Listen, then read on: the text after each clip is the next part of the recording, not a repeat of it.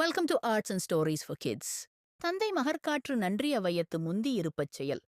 ஒரு சிறிய கிராமத்தில் ராஜமாணிக்கம் என்ற விவசாயி வாழ்ந்து வந்தார். அவருக்கு 2 குழந்தைகள், மகன் அருண், மகள் மீனா. குடும்பம் செல்வச் செழிப்பாக இல்லை. ஆனால் ராஜமாணிக்கம் மனதில் ஒரு பெரிய கனவு வைத்திருந்தார். என் குழந்தைகள் அறிஞர்கள் மன்றத்தில் புகழுடன் விளங்க வேண்டும். தந்தையின் எண்ணம் ஒரு நாள் வயலில் உழுது கொண்டிருந்தபோது அருண் கேட்டான், அப்பா, நாம் ஏன் இவ்வளவு உழைக்கிறோம்? ராஜமாணிக்கம் மெதுவாகச் சிரித்தார். நாம் சாப்பிடுவதற்காக மட்டும் அல்ல பிள்ளையே, உங்களின் கல்விக்காக. நான் உங்களுக்கு தரக்கூடிய மிகப்பெரிய செல்வம் கல்விதான்.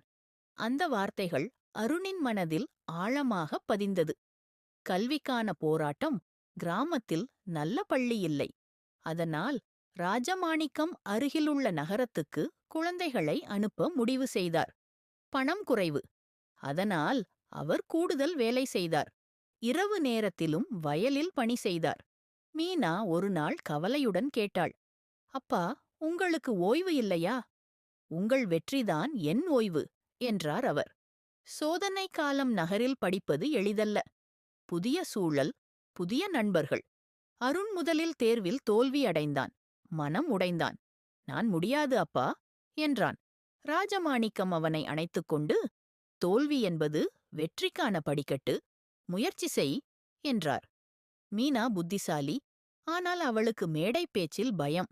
அவளின் ஆசிரியர் சொன்னார், உன் தந்தையின் கனவை நினைவுகொள். அவள் தினமும் கண்ணாடி முன் பயிற்சி செய்தாள்.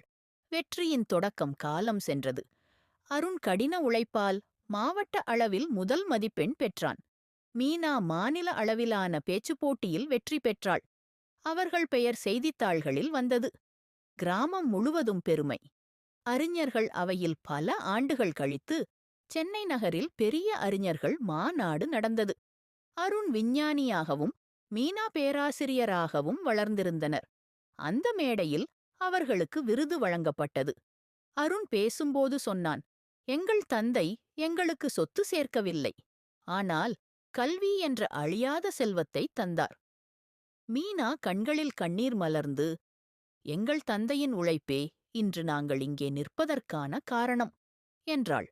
அந்த மண்டபம் முழுவதும் கைத்தட்டல் ஒலித்தது. இறுதிச் செய்தி. ராஜமாணிக்கம் வயதாகியிருந்தார். ஆனால் அந்த நாளில் அவர் முகத்தில் பெருமை வெளிப்பட்டது. இப்போதுதான் என் வாழ்க்கை நிறைவு பெற்றது என்று அவர் மனதில் நினைத்தார். கற்றுக்கொள்ள வேண்டியது. குழந்தைகளுக்கு தரக்கூடிய மிகப்பெரிய செல்வம் கல்வி. தந்தையின் உண்மையான கடமை குழந்தைகளை அறிவில் உயர்த்துவது. செல்வம் அழியும், ஆனால் கல்வி என்றும் நிலைக்கும். பெற்றோரின் உழைப்பை மதித்து குழந்தைகள் முன்னேற வேண்டும். மறக்காம லைக், ஷேர், சப்ஸ்கிரைப் பண்ணிடுங்க. அறிவே ஆற்றல். கற்பது மகிழ்ச்சி, அறிவது இனிமை. அனைவருக்கும் நன்றி.